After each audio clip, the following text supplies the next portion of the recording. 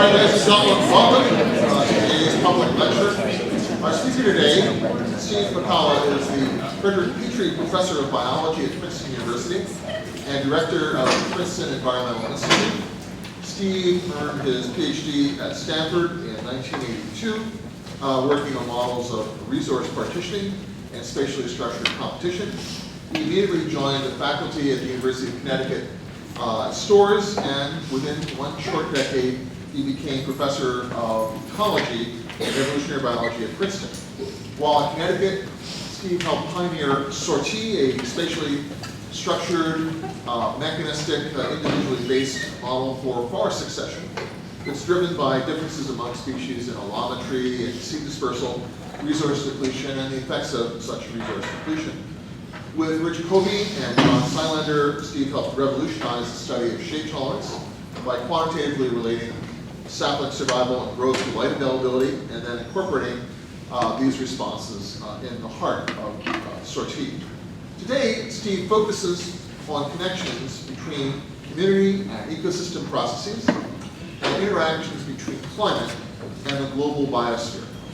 He leads a research group of ecologists, biological and physical oceanographers, and atmospheric scientists who investigate all aspects of the global carbon cycle. They're interested in predicting the distribution of biomes and associated biogeochemical fluxes at a global scale, as well as the outcome of spatially structured competition among plants at a local scale. Steve is a fellow of the National Academy of Sciences and a member of the American Academy of Arts and Sciences.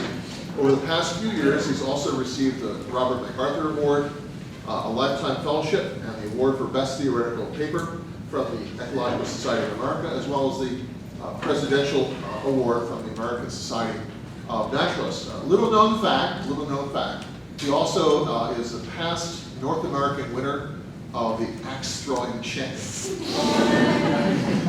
Today's lecture is sponsored by the UniversityLecture on Committees, by the Department of Botany, Department of Atmospheric and Oceanic Sciences, and also by the Department of Zoology.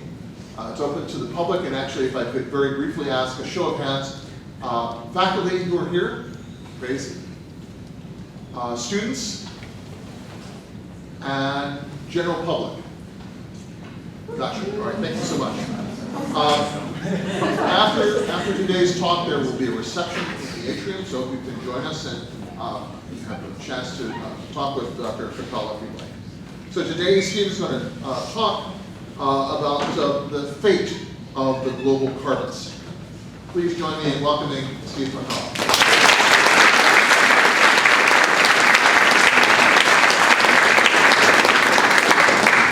So thank you all. It's a pleasure to be here. It's always fun to come to Mad City and talk to people here. I'm going to try to address a bunch of different audiences here, and we'll see how successful it is. Part of the talk is a real general interest talk about the future of the carbon sink, which determines to a very critical extent how what humanity's fate is going to be over the next century or so.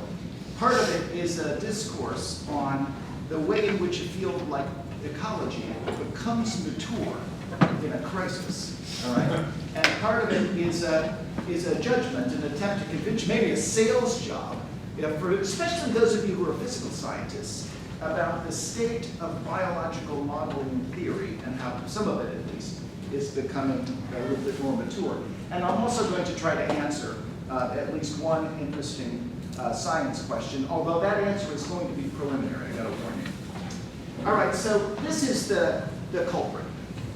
This is the thing that, this is actually from Jim Hansen. He sends me data as soon as he plots it.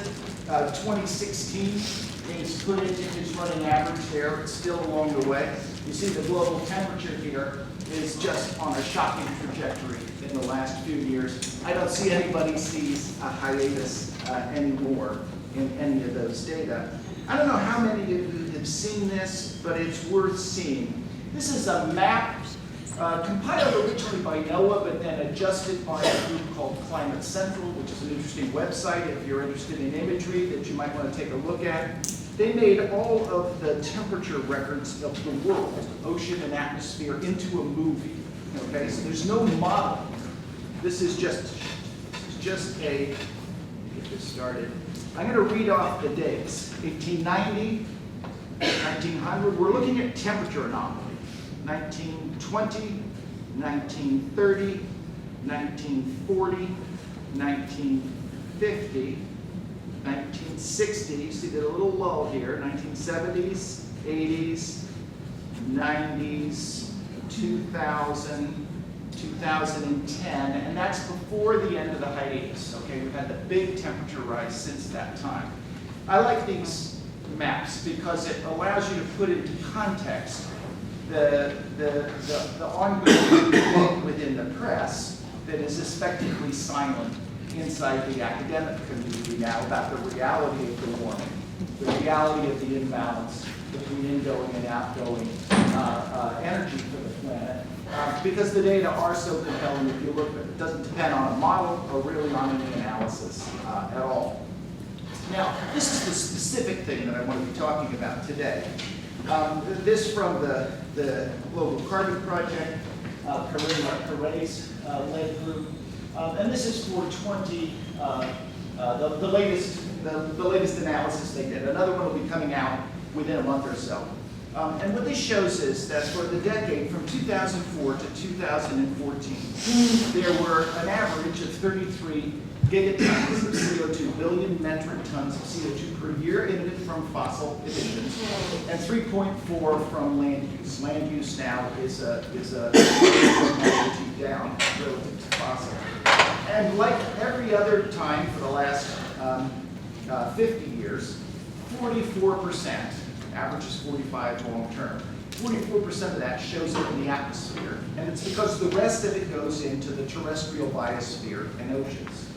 The oceanic sink, which is about half the missing half, is pretty well understood. And the terrestrial sink is increasingly well understood, although still not completely.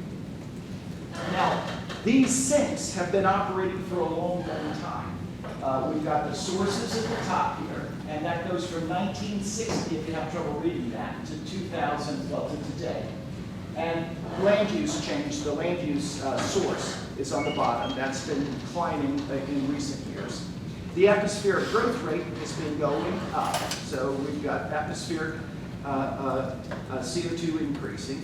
The oceanic sink has been drifting up through time, and we understand why that is. And the land sink, you'll see, although it wiggles around a lot, has been drifting up through time. It shows no sign of saturating. All right, it's just kind of drifting up linearly with a lot of wiggling about. Okay, and the wiggling about, most of the wiggling about is associated with ENSO events, with El Nino and La Nina. And that in fact, the uptake by the terrestrial biosphere, or release, is what's driving the fluctuations in the atmospheric growth rate. Now, the longevity of the sink, of the terrestrial sink, is what I want to talk about. We understand pretty well the longevity of the oceanic sink. We understand how it's going to develop.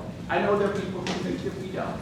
But in fact, relative to how well we know terrestrial biology, we know it pretty well. We know that the solubility pump, how it's going to behave through time, that's chemistry. The circulation could change. But we have a pretty good idea that it will continue. All right? Whereas the terrestrial sink, there's a lot of speculation that it could end and end abruptly. All right?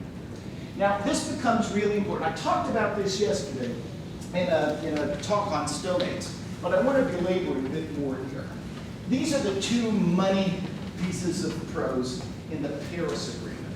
Right? The first one is Article 2, and it's the outgrowth of the UNFCCC process, CCC process. Significantly less than 2 degrees Celsius of warming. That's the goal. Significantly less. All right? And I don't know what significantly less means, and they don't either, right? But they know what means less than 2 degrees.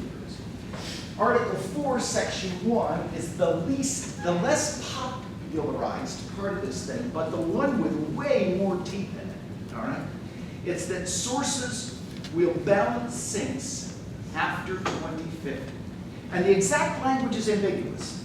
to achieve a balance between, it's the blue stuff here, to achieve a balance between anthropogenic emissions by sources. Anthropogenic emissions by sources. Notice anthropogenic modifies sources. And removals by sinks. No anthropogenic sinks, just sinks of greenhouse gases in the second half of the century. Now, in the second half of the century, this means that you achieve it in 2099, and it could mean that you achieve it in 2050. It turns out, though, that to achieve the first goal, less than 2 degrees, you've got to achieve this in 2050, all right? And then the question is it anthropogenic sources balancing anthropogenic sinks, or is it natural and anthropogenic sinks being balanced by anthropogenic sources? And there's actually a fight about that within IPCC Working Group 3 right now, okay? Nonetheless, Todd Stern, who negotiated this thing, told me at dinner a couple of weeks ago that they left it deliberately ambiguous. And I don't think, I'm going to interpret it as anthropogenic sources balanced by natural plus anthropogenic sinks, because I think that's the only way to get this job done.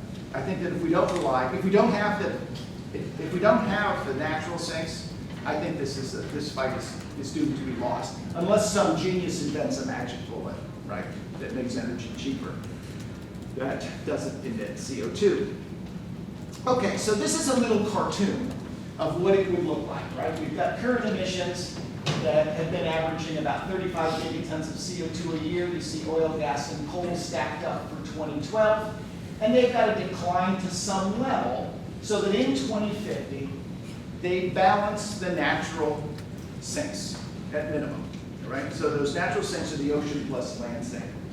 And then they're going to proceed through time after that, right? And there'll be some longevity. The important thing, though, to take home is that 33 years from today, or 34 years from today, the size of the fossil economy is determined by, set by, the size of the natural sinks. So our fossil economy that we can afford is going to be dictated by the size of the sinks if we in fact implement the Paris Accord.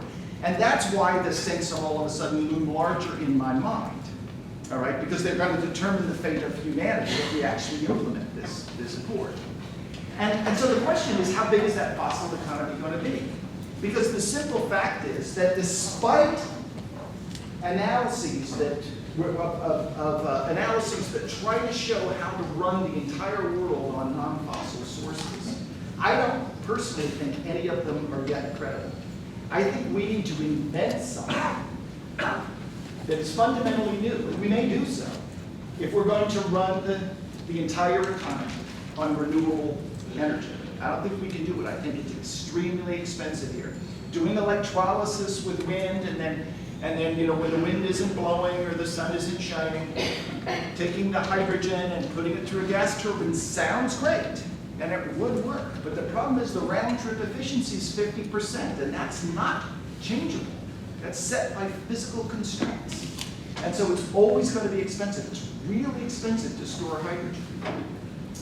So I was really interested on how big these sinks are likely to change over the long term. And no one has run Paris scenarios. This Article 4 kind of caught people by surprise. And so there are no IPCC emission scenarios consistent with it yet. So we cooked up a bunch of them, and this is one run of a simple one from the Earth system model that I work with, which is NOAA's Earth system model. It's the Geophysical Fluid Dynamics Laboratories Earth system model, and my group has for many years designed the land component for it. And this shows the allowable fossil emissions for a really simple Paris scenario, where emissions decline according to one of the IPCC scenarios, one called RCP 2.6, up until 2050, and then they're just flat. CO2 emissions, CO2 concentrations after 2050 are locked at 442 parts per million, which would take us to about 1 3/4 degrees of warming, consistent with the first part of the Paris Agreement. And the question is then, from the sizes of the sinks, how big is the fossil source? And the answer is surprisingly large. All right, it's 15 or so gigatons of CO2 kind of going out to the end of the century based on this model. Now that's a nice number, because with this existing technology, I could design if I am emperor of the world, energy system that says, look, we're going to generate electricity with renewable methods for lots of wind and lots of solar, and we're going to back it up with natural gas to scrub out the intermittency. We're going to run the light-duty vehicle fleet on this electricity, and we're going to grow, a couple 100 million hectares worth of biofuels for airplanes and heavy trucks. And I'm going to do a lot of efficiency, and it's pretty easy. It's an undergraduate sort of accounting exercise to show that that sort of a system could in fact meet the energy needs of humanity. And that's with the natural gas backup. That's something that is cost effective right now. Without the natural gas backup, though, I can't do it. And the natural gas backup in the box there is possible only because of the size of the terrestrial and oceanic sinks there. And so if those were to fail in any substantive way, all of a sudden I can't run the Earth in that way. I can't afford the gas because of the carbon budget, and I either have to decide to warm the planet into dangerous levels, or I have to be really clever and invent something magical, like a cost-effective way to store renewable electricity, with a battery that can be charged 40,000 times and cost $50 a kilowatt hour or something. In which case I wouldn't be talking to you, I would be counting all my money, right? Okay, so will the sink last? Well, we understand about the oceanic sink to some extent, and it does start to saturate slowly. And there is some evidence about how the terrestrial sink works. This is one paper that I contributed to. I don't think it's that great a paper, though, and there are a lot of papers on this, and they all say about the same thing. The terrestrial sink is partially at least due to land use, recovery following disturbance, right? There's this Kuznets reforestation as countries get richer, and so some of the forests in some places like the eastern United States and Europe have been eroding as they age and recover. The problem with succession, of course, is that it eventually is over, right? It stops accumulating carbon, so we expect that portion of the sink to actually die down. There's also substantial evidence that the remaining portion is caused by CO2 fertilization in the biosphere. If you're not a biologist, this is pretty simple, right? Plants eat CO2 for a living and turn it into plant. If you give them more food, they get fat in the end, right? That fatness means that you're transferring CO2 from the atmosphere to the biosphere. Biosphere gains weight, that's a sink. There's a lot of worry, though, about the longevity of the CO2 fertilization sink. So will it diminish through time? And there's a big industry about this that traces to some extent, you can trace it to earlier literature, but it traces to some extent by this paper by Hungate in Science in 2003. And Hungate said the following, something really simple. He and his co-workers, and it was mostly the Stanford Mafia and a bunch of other people who were in this business, that the C-to-N ratio of vegetation is around 35 carbons per nitrogen. And the models, horizontal axis, look at the red dots. The models at the time, the primitive class of biosphere models, were predicting, because of CO2 fertilization, the additional carbon storage on the horizontal axis with the different dots being different models. The vertical axis is the nitrogen you would require for that extra carbon at 35 carbons per nitrogen, all right? And so that's the amount of nitrogen you need if you wanted to build nitrogen with the same stoichiometry. And the green bands are the limits on what they think the nitrogen cycle could actually supply. And the important point is the red dots above the top green line say these models are predicting a carbon sink from CO2 fertilization that the nitrogen cycle could not supply. So plants are going to run out of nitrogen, they won't be able to make more plant, and the CO2 fertilization sink is going to stop because we know nitrogen is limiting all over the world, and where it isn't, phosphorus is limiting, and phosphorus is going to do the same darn thing. All right? So since that time, the dominant view, I think, has been that the CO2 fertilization sink is highly vulnerable to running out of nutrients, and it's likely to run out of nutrients, and we're going to get an early shift from sink to source, in which case we are well and truly screwed. So I've really been interested in this problem, and it relies on this so-called Liebig's law of the minimum, if you've heard of it, which is a famous idea in biology and agriculture. So for the rest of the talk, I want to ask, will the CO2 fertilization sink fail? And this is also known as is Paris feasible, right? Paris Agreement feasible. And normally you would think, geez, we'll do this with a big experiment. We'll gas a bunch of forests and find out if they run out of nitrogen. And you know, the community has done that. This was the Duke face ring, face rings. These rings are big towers around little isolated plots of forest that are continuously releasing CO2 and doubling the local concentration of atmospheric CO2. And there are control rings that are just blowing air, all right? And there are a bunch of these. They're expensive to run because you're just blowing CO2 into the air that you have to purchase. And they've run for 10 years or so. And the results left no one the wiser about whether or not this was going to continue, because everybody says 10 years isn't enough. How long is enough? Probably 100. What happens in 100 years? Paris has either worked or failed. All right? And so the problem is we've waited too long. This is a problem we've procrastinated. And now there's no way to do this in some way experimentally. We either have to understand the problem completely, which ain't going to happen at the rate of learning until we've already run the experiment, or we have to use some models that do the best we can to try to project forward. And so I'm going to talk about the models and whether or not they're believable and what we can do about improving them and what the models say, okay, about this running out. That's what the rest of the talk is about. First, there's an assessment of the readiness of ecological models in general and in climate models that have to do with the biosphere's carbon in particular. And then we'll talk about how to build a better model, 2 demonstrations of predictive power once one has, and then back to Paris, will the carbon sink persist? And I hope you'll accept this in the spirit that ecology finds itself, the dilemma in which ecology finds itself. We're forced in some sense by the crisis of climate change into providing answers that policymakers need based on the best available science when we know it's still inadequate. But at the same time, need to develop the fundamental science so it improves, and have to somehow balance those 2 objectives. That's the responsibility as a citizen and a scientist these days. So first of all, what about the readiness of models?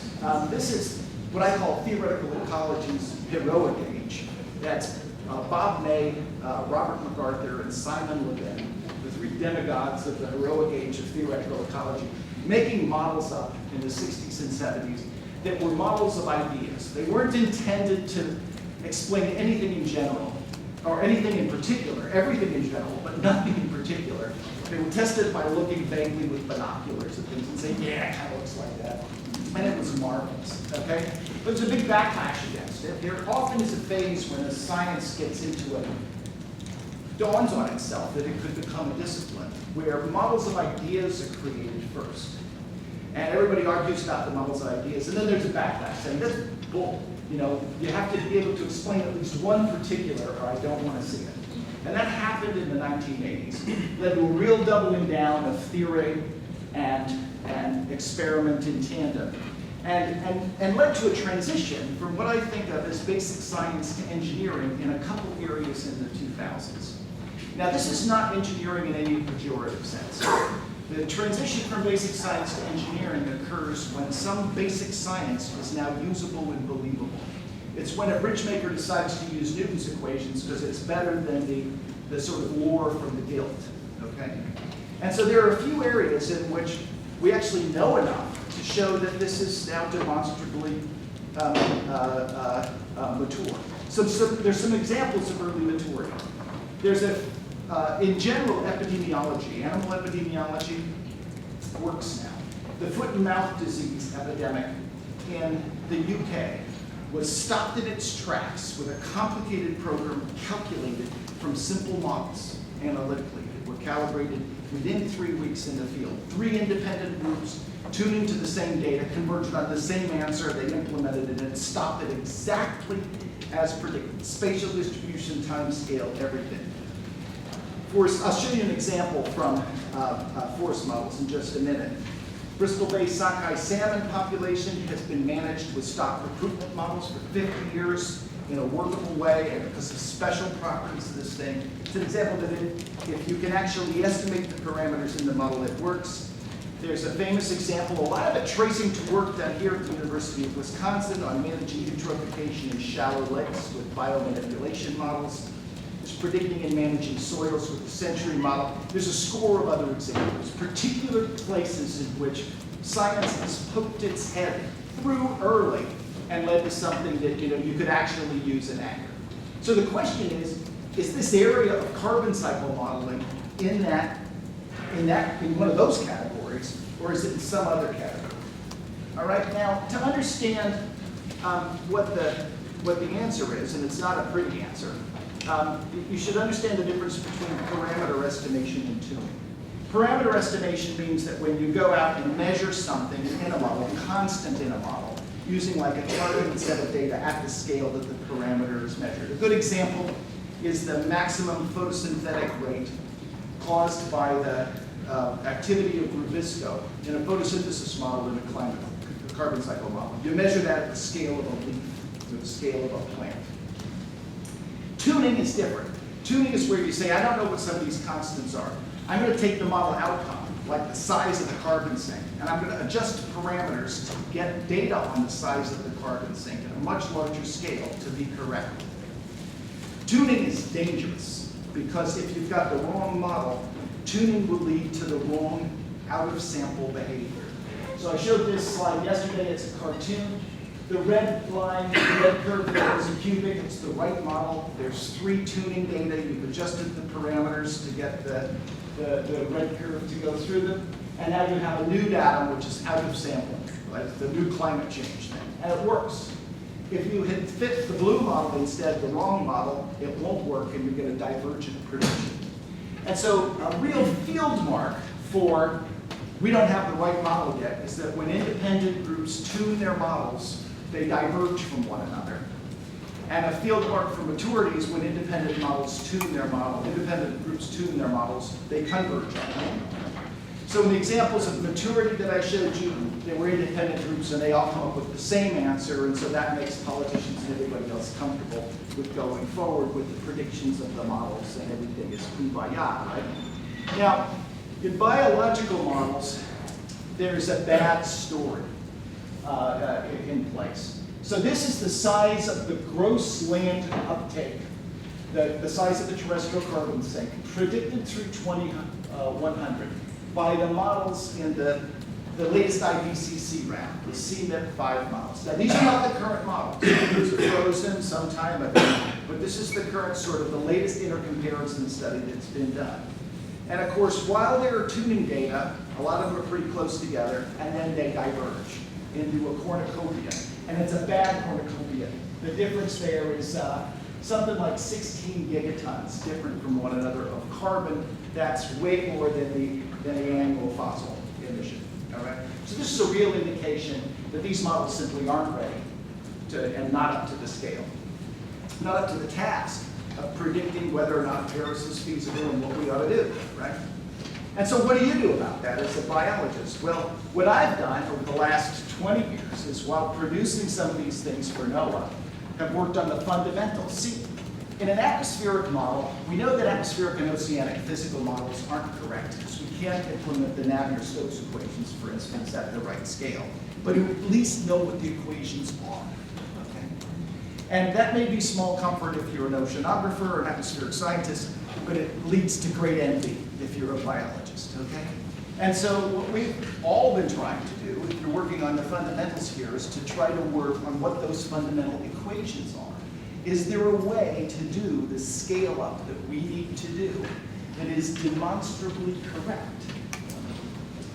Now, you look where there is some progress that's already been made.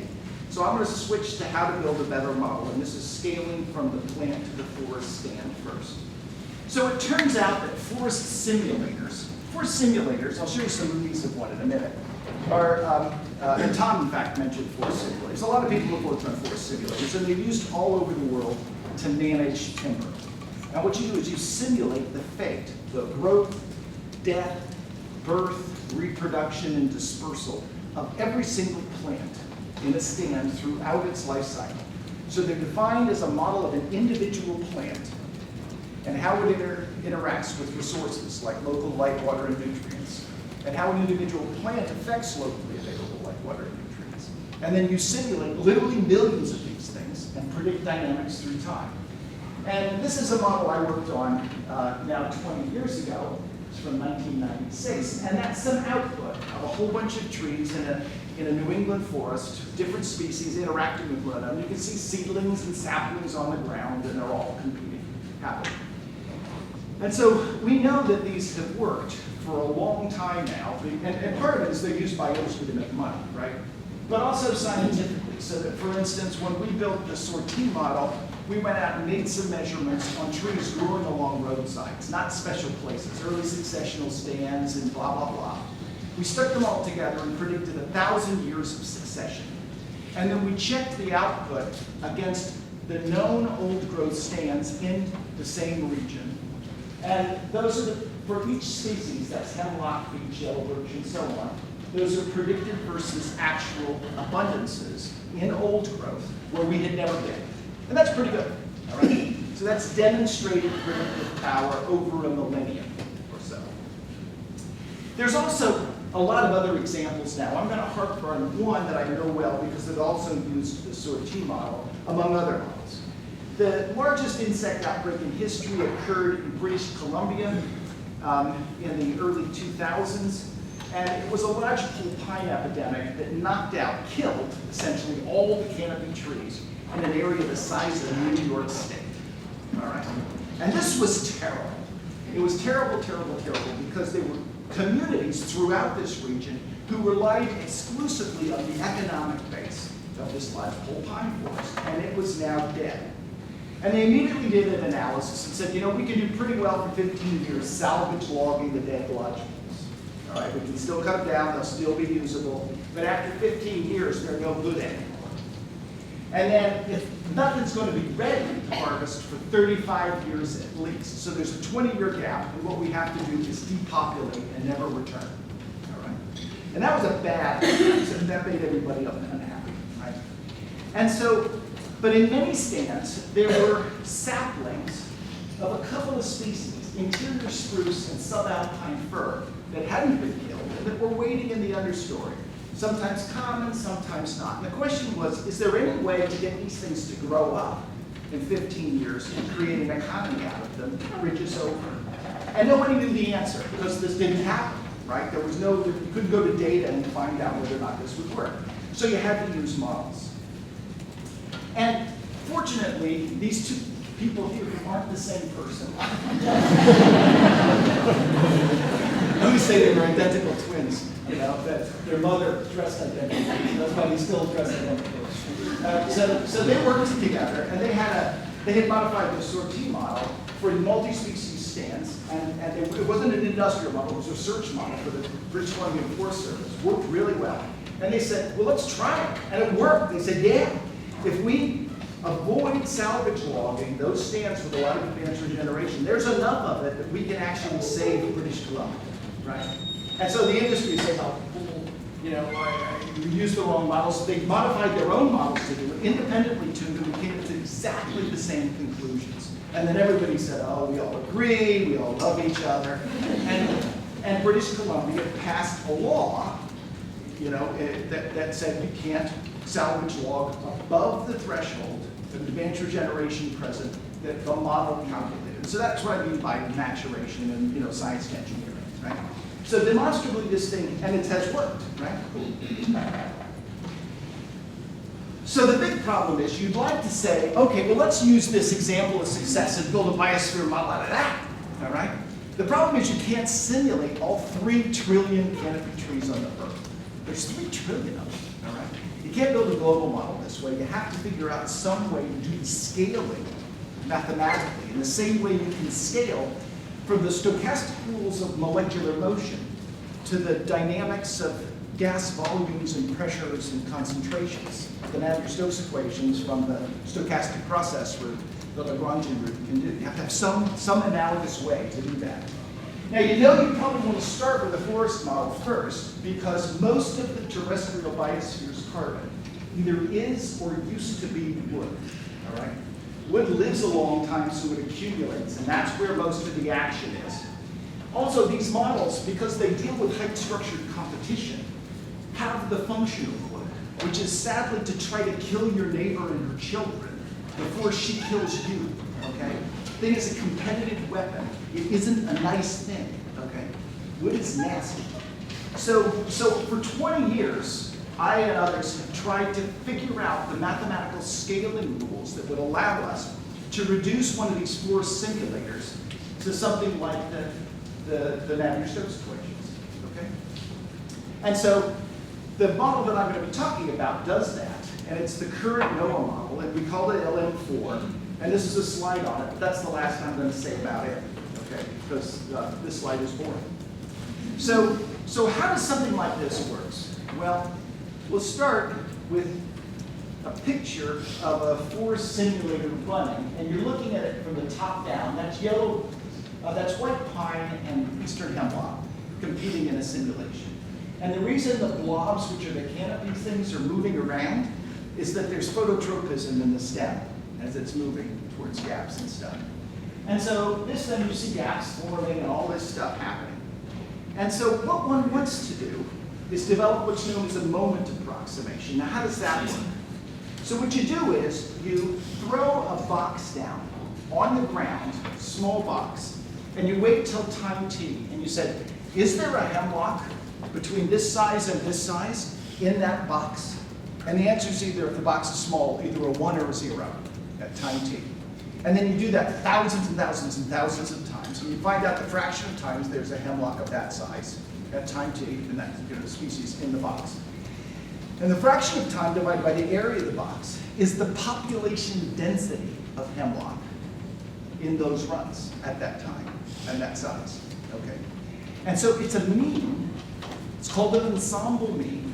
And what you want to do is come up with equations for the time evolution of that ensemble mean that only contain the rules in the individual-based stochastic process itself. It's exactly what's done when you derive fluid flow equations from molecular motion. But it's harder because it's highly nonlinear, all right? So we spent years and years and years and finally developed 2 ways to do it. One is called the ED approximation, which is used now all over the world to build biosphere models. And the second one is called the PPA approximation. And it's newer and it's cool, so I'll just show you how it works and why it works. I'm going to run out of time if I do, so I'm going to not show you how it works and why it works. But it's really good, okay? And it's one of these things where you take a simulator, the math is horrible. It bums you out, you know, you want to kill yourself. It's like, oh my God. And then all of a sudden you realize, I'm going to add some complexity to it to make it look more like the world. All right? And in this case, we added all this phototropism and canopy filling to make to simulate correctly the fact that when you walk through a forest, you see discrete stems and clusters. But when you fly over, you see this beautiful blanket of canopy exchanging gas with the atmosphere. And so what's the mathematics that goes from a point process to the blanket? All right? And so it turns out we discovered a nice way to do that. And it immediately showed us how to derive this set of integral partial differential equations for the time evolution of the ensemble means in the stochastic process. And that contains only the information in the individual-based simulator and no other information. So you give me the individual-based simulation information, I stick it in these equations, and out pops an answer. And the answer looks like this. The line, you can't see because it's right under the simulation, is the prediction of the integral partial differential equations for the simulation I've just been showing you. And the stochastic stuff is from the stochastic individual-based simulator. This thing just works. So this then is the backbone on which you could build the biosphere model, but you're starting with something that does the scaling correctly in applications where it's been demonstrated. That's the idea here. So I want to do 2 quick demonstrations of predictive power. The first one is from right around here. We took FIA data, that's Forest Service data from Wisconsin, Minnesota, and Upper Michigan. And we used the individual vital rates to predict how, with the PPA model, with these integral partial differential equations, how those individual vital rate would translate into 100 years worth of succession. And then use the forest inventory to compare young stands with stands just over 100 years old to ask how much change had there been in abundance on soils of different kinds all over the northern Midwest. And so here's for one class of soils, just one of the outputs. The vertical axis is the change in basal area. Basal area is just a common forester's measure. It's the sum of the cross-sectional areas of all the stems in a place. Okay. Change in basal area from 100 years. So above the line means that species has increased. Below the line means it's decreased. And the entries are the different species for the 8 most common species in that area. Blue is predicted from the equations, red is observed. You can see this thing actually worked for predicting population dynamics, right? For abundances through time. So that's one example of predictive power. I'll show you another one. That was Drew Purvis led that work 8 years ago now. And it was published in PNAS, I think. The most recent one was published in Science in the last year. This is Caroline Ferrier, who's now an assistant professor at University of Texas at Austin. And it shows that the approximations that go into this scale translation, the ED and PPA approximations themselves, are what cause a hitherto unexplained irregularity in the biosphere with really important carbon implications. Each one of these graphs is for a different rainforest, and it graphs the log of diameter of stems on a horizontal axis versus the log of the number of individuals on the vertical axis. And in all cases, there's this -2 power law of about, with a slope about -2. And so what this says is something very interesting. You go into a rainforest, it looks like chaos, but there's a very strong amount of regularity. The more data you have, the more regular it appears. These are the data from the Barrow, Colorado Island rainforest, which has been monitored for longer than any other, where every 5 years they've been censusing 300,000 individuals for over 30 years now. When you put all that data together and make this plot, those blue dots contain the error bars on the estimates, okay? And so those are actually data with plus or minus 2 standard deviations, right? And so what you can see is that there's a tremendous regularity there. Now, there are a couple interesting things about it. First of all, from a carbon cycle modeler's perspective, what one is interested in is how much carbon does the system store? And tropical rainforests store twice as much carbon as temperate forests. So it's really a big deal getting tropical forests right. And we know that part of that is because of these few big trees that deviate from the power law, which are present in tropical forests and not present in temperate forests. And we know why that is. It's because there's a higher productivity in tropical forests because the growing season is longer. Okay, it's that simple. But there's also this big thing in the middle, which is present in tropical forests and not present in tropical forests, the power law itself. This is all that stuff in a rainforest when you walk into one that makes it feel claustrophobic. It's all those size classes in the middle with layers and layers of chemicals. If you drop a plumb bob from a helicopter to the ground through a tropical forest, it will hit the crowns of on average 3 to 4 trees. You do that in the temperate zone and it's 1.2. It's all that junk in the middle that makes it feel closed in, that is organized in some way that had not been explained.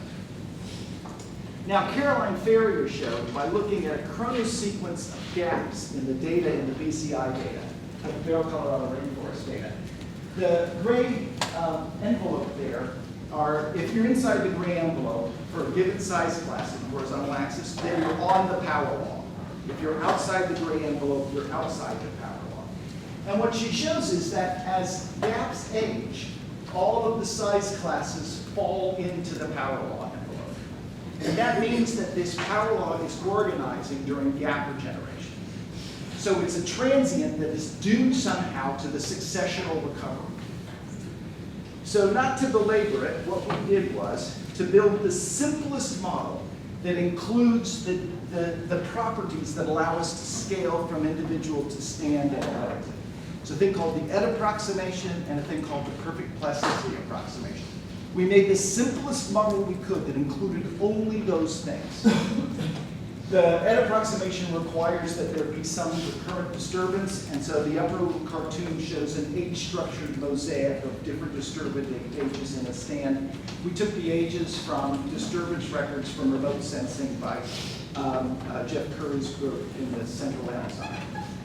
And then there was the perfect plasticity approximation, which was our fundamental way of scaling up the canopy and going from the individual stems to the canopy blanket. This model then had five vital rates only: growth rates in the overstory, growth rates in the understory, death rates in the overstory, death rates in the understory, and a fecundity parameter. We took those from BCI data, the medians of all the trees. And then we made a prediction, which was the gray envelope, and the blue is the data, and you can see this actually worked very, very well. And moreover, we can analyze it analytically. The -2 power law is caused by the crown allometry, and the fact that as a whole bunch of saplings grow up to try to fill a canopy gap, a sun gap created by the death of an adult, there's room for fewer and fewer of them. They get squeezed into the understory in characteristic amounts and characteristic sizes. And because of the allometry of the crown, that turns out to form inevitably a power law that is -2. Okay? So it's the result of individuals being squeezed out, losing in competition on the way to the canopy, and getting frozen with slow growth in the dark. Right? That's what's actually causing this thing. Okay, so back to Paris. Will the carbon sink caused by CO2 fertilization persist? Well, again, we had Liebig's law of the minimum and concern about Liebig's law of the minimum. That is the stoichiometry and nitrogen shortage constraining the carbon cycle. The experimental data were too short, but there were a number of base experiments. Some of you were involved in some of the base experiments, like the one in Rhinelander here in Wisconsin. In all of them, photosynthesis was always enhanced despite N limitation, all right? This is not unexpected. You know, nitrogen is used in the primary catalyst of photosynthesis, all right? So a catalyst is responsible for a chemical reaction, but if you increase the size of the reactants pool, that is the concentration of CO2 in the atmosphere, and keep the catalyst the same, the reaction goes faster by Le Chatelier's principle, right? You increase the amount of stuff on one side, and it increases the rate of production on the other. So it's not too surprising that this would happen. A large sink persisted despite known N limitation in all these sites because of enhanced wood growth. So the wood growth continued despite the fact that there was nitrogen limitation. And the trees overcame the stoichiometric constraint in two ways. The first, by elevating their carbon to nitrogen ratios. They just said, screw 35, I'm going to make it bigger, okay?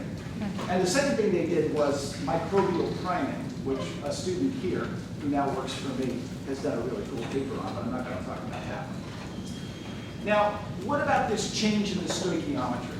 Well, the interesting and useful thing is that leaf C to N is about 20, root C to N is highly variable, 30 to 60, it can change, fine root C to N can change. And wood C to N is about 500, right? And it can be different from this. These are just three representative numbers. Now, the important thing to notice is the big difference between 500 and everything else. The easiest way to change your stoichiometry and have it be more carbon rich is to just say, I'm going to make more wood. All right? It's going to make more wood with my carbon and less leaf with my wood, right? And so if you have extra carbon around, one thing you can do with it is just make more wood. And that's competitively advantageous because remember, the wood is a weapon to kill your neighbor and her children with. And so the way we did this was we built LN4, which has a generic model of a tree in it that is basically just a trait swarm, a continuum, a universe of possible tree types.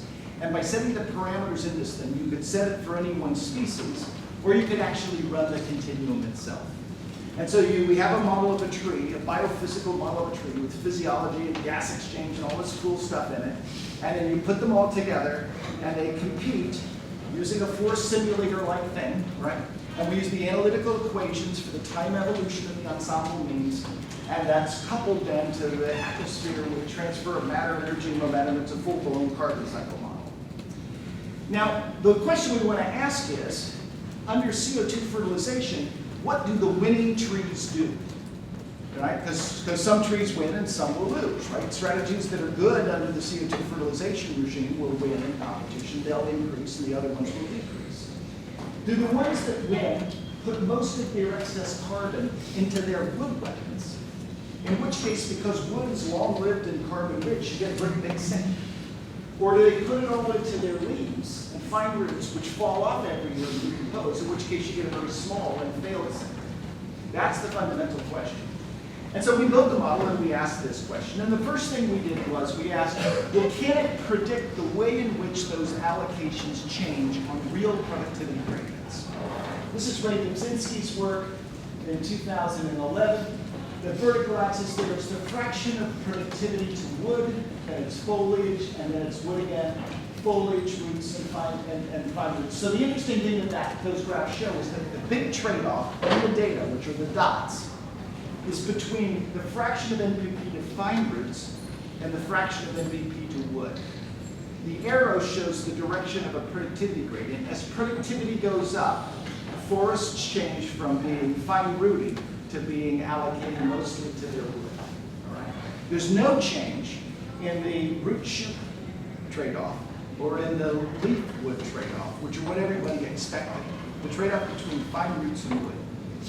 And the solid line is the prediction of our model. Okay? We did pretty well. This is a real prediction, not a fit. It's a front prediction from the beginning, and we predicted what these were. It came out of the model, we thought, oh, it's wrong, because it's supposed to be a root shoot trade-off. We then assembled all these data and plotted them on, and that was the answer. So we believe that this model is capable of telling us how C to N ratios are likely to change because of changes in allocation across productivity gradients. So what does it say about the future of the carbon sink? This is a paper. One of them is out in 2014. There's another one coming out in a couple of months. And the answer is good news. All right? It predicts that the carbon sink will be sustained for the terrestrial biosphere. If the allocation to C is unaffected, if the site is relatively rich, because there's almost enough nitrogen to begin with. And so the amount of carbon allocated to wood is about the same, the productivity is higher, so you get a nice big sink in a rich site. In a poor site, where you ought to run out of nitrogen, it turns out plants that win the only thing they can. And the only thing they can do with the excess carbon is put it into wood. If you put it into wood and your neighbor doesn't, you overtop your neighbor and kill her, all right, and dominate the site. And so you actually get an amplification of the same. In the most competitive strategies under nitrogen limitation, it's the opposite of what the fundamental fear has been. All right? So I don't know if this is correct, all right, because I don't know of anybody who's ever done an experiment that was for long enough in a poor enough site. But as I said, this is the prediction of a model which is a little more mature than the cornucopia of C-5 models, but is still just a model far from the Navier-Stokes equations in maturity. Okay, and the predictions of the model, incidentally, we checked against the phase data, and it is in fact, the predictions are in fact consistent with the phase data. So the conclusions: to meet the goals of Paris without inventing a magic bullet, we need the continuation of the terrestrial carbon sink. The large fraction of the sink caused by CO2 fertilization of the biosphere might stop if the plants run out of limiting nitrogen or phosphorus, and this would be bad. Right? Experiments that enhance CO2 and limiting N show that plants can adapt by changing their C to N for 10 years, but we don't know beyond that. So models of forest dynamics that scale from individual to stand have predictive power, and a carbon cycle model based on individual to stand scaling, in fact, predicts the long-term continuation of the sink as the most competitive strategy. And if this occurs, this would be good. So that's all I have for you, and thanks very much.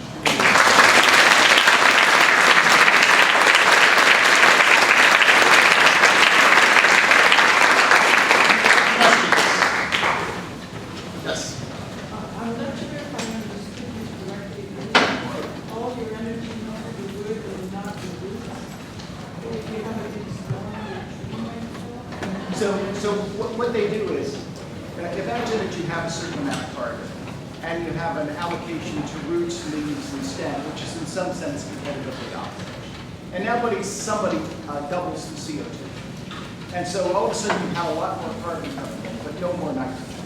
And the system is already harvesting all the nitrogen that exists, so it can't get any more.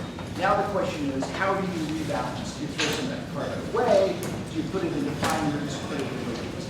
If the nitrogen is in really short supply, it turns out the most competitive thing to do is to stuff it into the leaf. That's all. So you're not changing the roots. You're putting surplus into the leaf. Wait, you're making your tree. What's that? You're making your tree. Yeah, you're making the tree a lot heavier. It's not a statement. Oh, so yeah, so Because it's anchored with the roots. So I'm worried Oh, I that see. your trees are going to blow over. okay, so my bad there. When I talk about wood, that's the trunk plus the structural roots. When I talk about roots, these are the fine roots that turn over the resource, that are the nitrogen, water, and phosphorus absorptive structures. Okay, so the anchored roots are included, and different species are different amounts, but it's on the order of 15% of the bole's mass. So they're increasing also. And if you make fewer leaves, you decrease photosynthesis and oxygen production. So if you make fewer leaves, you would have decreased photosynthesis, and in no case do I ever get an optimal fewer leaf production. Okay? They always want to maintain their leaves. They want to allocate the nitrogen to their leaves at all costs, because that's the engine at the end of the day. Next question. Did you ever think about increased end fertilization from anthropogenic sources and how that sort of affects the products? Yeah, so we know that the end deposition has in some places had significant positive effects on productivity, and it stands to reason that if you clean up those sources, you're going to have reduced effects, although there's toxicity in some places too, right? So yeah, I think about it a fair amount, and it has the potential to fundamentally change what the productivities of systems are. This work on the partial sort of derivative that would come from CO2 fertilization stays the same, but the nitrogen signal on productivity remains, right? So this could be true, and still it would be true that if we reduce nitrogen availability everywhere, the productivity of all systems would fall, and the carbon sink would decrease, right? So it's just reminiscent of the trade-off in atmospheric circles between the positive benefits of aerosols that cool the planet and the negative health benefits of aerosols that kill them, right? And so cleaning up nitrogen sources is a two-edged sword. So how do you evaluate some of the reports saying that tropical forests have not been increasing control over the last few decades? So the thing that I'm most preoccupied with right now is water limitation. And water limitation turns out, if you do the same kind of analysis with water limitation, it doesn't work the same way. Okay? And it turns out that it's really cool why it doesn't work the same way. But it has to do with the difference between the biological function of nitrogen and the biological function of water. So the biological function of nitrogen is that it's the main constituent in the factories that make the carbon that's usable out of CO2. And so when you reduce the amount of nitrogen, you reduce the number of factories you get to make. Water is better seen as a fuel. You've got to burn it in order to keep photosynthesis going. Every time you open your stomach to bring CO2 in to run your photosynthesis engine, water escapes. And if the water isn't there to escape, then the plant will eventually wilt and it shuts okay. So the point is, water's a fuel, and the difference between a fuel and a factory turns out to be absolutely critical. You get the opposite prediction for water.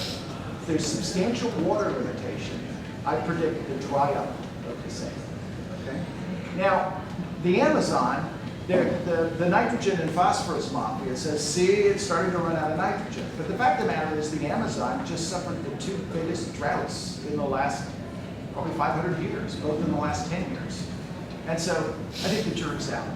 But parsimony doesn't favor the explanation that it's nitrogen. That seems important because water is another thing that, well, we want to say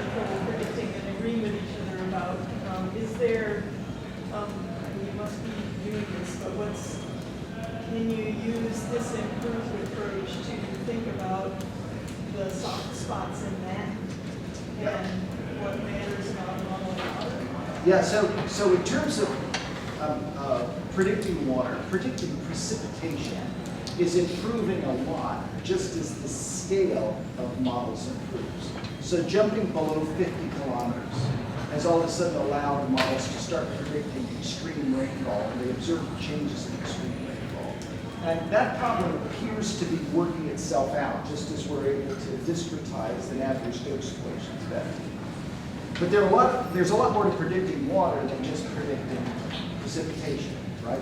There are some minor effects that have to do with the plant biology that I think are really interesting, but they're lower order than that, and we're working directly on those. And in fact, I talked about that yesterday. But there's also a lot more that needs to be done, so that we need much better models that translate precipitation into flooding, for instance, and much better models of the feedbacks that prolong drought. And I think that the biosphere is important in both of those, all right? And so we're trying, all right? But I think it's important also to understand that global models physically are getting much better with respect to precipitation. And these are all new. These are all computing advances of the last few years since the freezing of the models before the latest IPCC. 3 more questions. Max, go ahead. So I'm interested in how the LM4 model accounts for disturbances, specifically wildfires, if it does, and either way, how would projections of changing wildfire frequencies vary in size influence global carbon sink from your perspective? So the simple answer on the wildfires is that a grad student of mine named Sam Rabin, R-A-D-I-N, finished last year and building a model of global wildfire, all right, that's specifically designed to work in this thing. And it uses a really interesting and novel technique to unpack the satellite signal to separate, for instance, pastures from non-pasture lands, right, which has never been done. So we have this crazy set of fire models that are calibrated against satellites that confound managed pastures that have managed fires and natural lands that have unmanaged fires, and you try to fit it with the same model, all right? And so he was able to do all that unpacking, and we have a new model that's designed to work with this thing. It gives you the right global totals, is all I can tell you, all right? But we're in the boost phase on the development, and so I don't know what the answer is, but we're working on it. We have a bit of time pressure. Class is coming in here very shortly, so I'm just going to take the last question myself, if I may. Follow up on the last question. You can ask them when we're at the reception. But to follow up on your question, I would think that the predictions of your model depend not only on disturbance, but on management because of 2 things. One is proportional allocation per year to wood increases with tree height, and secondly, the actual growth of the tree at greater heights tends to decline. So have you built in yet, say, management schemes, patterns of harvested wood, and how that's likely to impact predictions? So we're really creative when we name models GFDL. Our LM4 stands for Land Model 4. It's the predecessor was LM3. The predecessor of that was LM2, then LM1, right? So LM3, the predecessor of this thing, did not have this fancy schmancy scaling from individual to crown, because we didn't know how to do it yet. But it did have a highly sophisticated management scheme for all over the world. So we do forest management with harvest rotations and thinning and all that stuff. We spend a huge amount of time doing that. And that's all retained in LM4 with the stuff added on. So that's, Thanks so much.